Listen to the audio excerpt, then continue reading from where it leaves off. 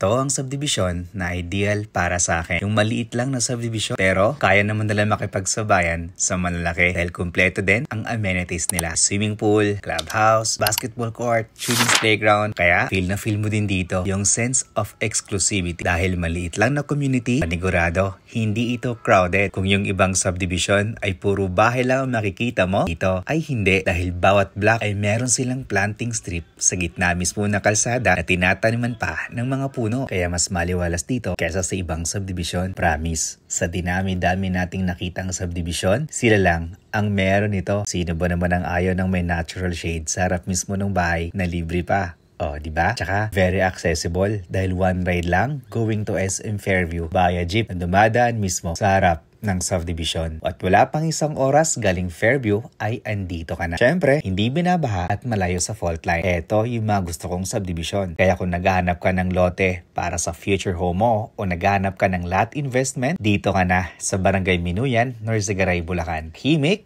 maliwalas at affordable pa. Dahil for as low as 10,000 to 12,000 pesos per month for 20 years ay meron ka ng 120 square meter na lupa. Pwede ito sa mga OFW, seafarer at mga Filipino immigrants nating kababayan. For more details about this project, trippings and reservation, please dial this number na ipa-flash namin sa screen.